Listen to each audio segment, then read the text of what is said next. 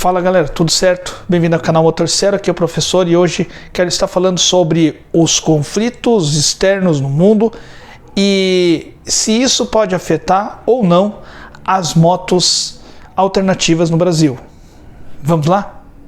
Bom, quando falamos em motos alternativas, eu quero salientar aqui algumas motos que elas estão num caminho de projeto no Brasil. Já são vendidas, mas ainda não consolidadas, ou seja, são motos que vêm para o Brasil e são montadas. E aí a gente logo vê o que se destaca aí, seria então a Bajaj e a Shinerai. A Bajaj, ela tem a sua própria fábrica aqui no Brasil, mas ela é montada. Boa parte das suas peças são montadas aqui no Brasil. Eu não tenho nenhuma das pesquisas que eu fiz falando a respeito de que algumas coisas da moto são daqui mesmo do Brasil.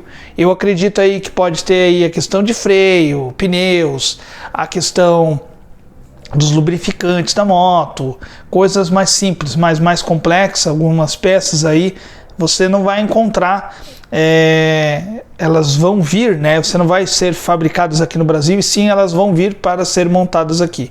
Então, num regime CKD, onde as motos elas são montadas. E aí nós também temos, logo em seguida, nós temos a Shinerai, onde ela é uma representante, uma empresa no Brasil, onde assumiu a venda da Shinerai, onde ela tem outras marcas, onde ela acaba incluindo a sigla SBM, e o que ocorre? São motos também montadas, mas não são nas zonas francas de Manaus.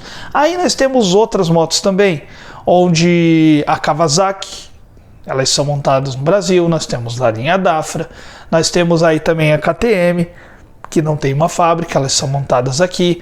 E aí podemos citar aí Suzuki, Haojui, Zontes, Kinko e assim por diante. Então, as únicas aí dentro da minha pesquisa que eu fiz, se eu estiver errado deixa aqui no comentário, seria aí então a Honda e a Yamaha, onde algumas coisas são feitas no Brasil e outras partes vêm daqui. Tudo depende do tipo de moto que nós estamos falando.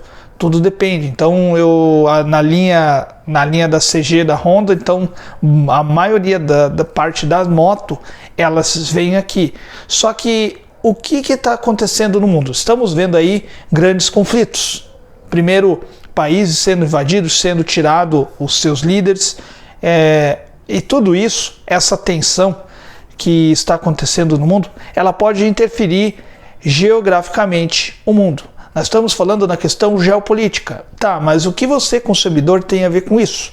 Tudo. Por quê? Porque as peças, elas vêm de fora. E se a moto ela for montada aqui, os insumos da onde vêm? As partes tecnológicas da onde vêm? Então, hoje a gente vê que há uma briga no mundo pelas terras raras, que seria aí os minérios que são usados para produtos tecnológicos. E como as motos estão cada vez mais tecnológicas, vem acompanhando o rumo dos carros, muitos insumos vêm desses minérios de terras raras. E quando nós temos disputa por essas terras, às vezes esses minérios eles não são produzidos em longa escala e o valor começa a subir.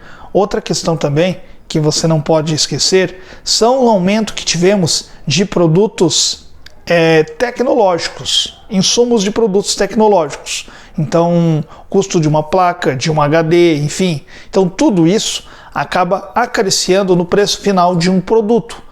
E aí que entra a jogada, porque se uma engrenagem ela começa a ser tensionada por uma correia, por uma corrente, isso vai mudar toda a escala de uma linha de produção, seja ele em questão de importação de moto, apenas de montagem, e por aí vai.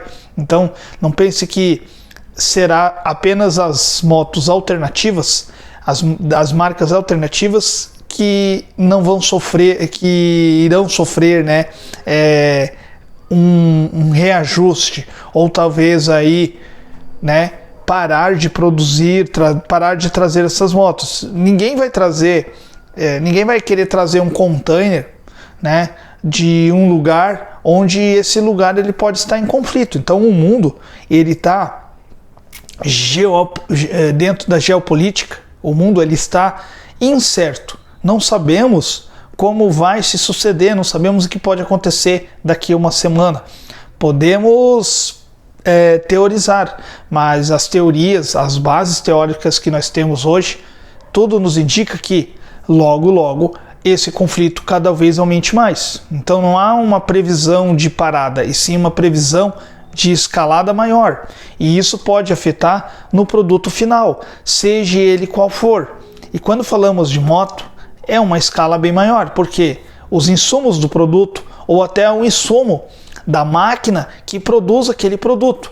Então, às vezes você pensa, mas o Brasil ele não está sendo afetado dentro desse sistema geopolítico, ele não está sendo invadido, ele não está sendo atacado, bombardeado, mas muitas vezes a peça ou a matéria-prima está naquele país. E aí, o que pode afetar nós?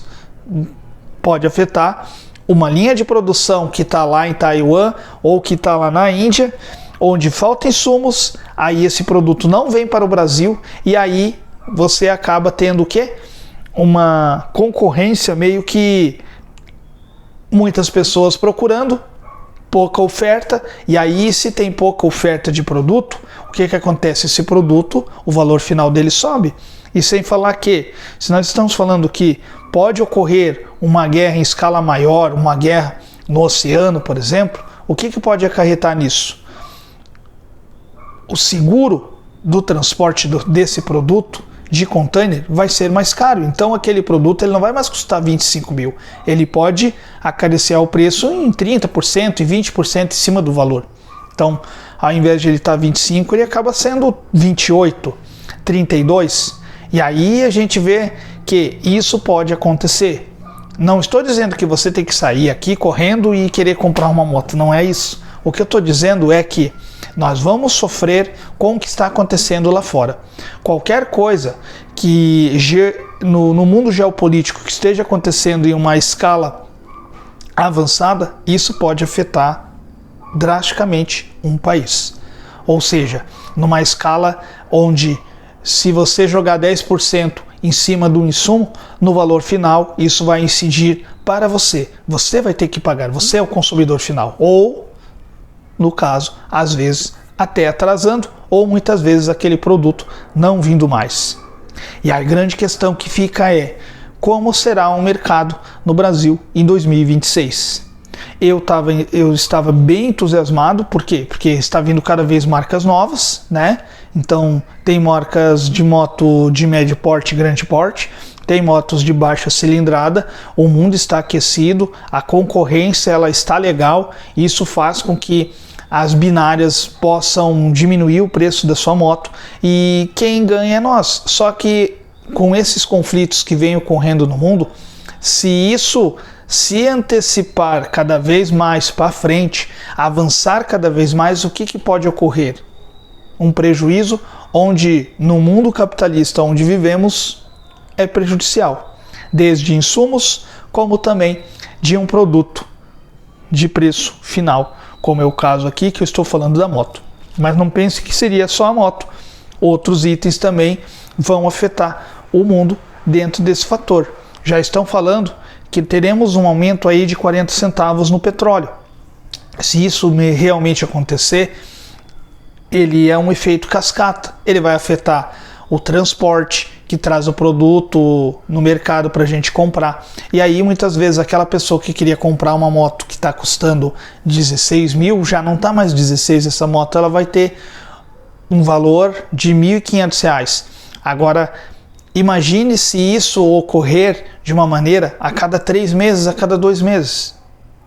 Aí chega um momento onde essas motos alternativas, quem está trazendo para nós, ela vai pensar assim, não está compensando, eu vou ter que vender essa moto a 30, ela custava 25 a 6 meses, eu não vou ter pessoas para comprar essa moto. E aí muitas vezes aquela moto, ela sai do mercado e aí a montadora que monta essa moto, ela simplesmente acaba se queimando com o seu cliente, sem ele entender que isso não foi um fator dele, mas sim um fator externo.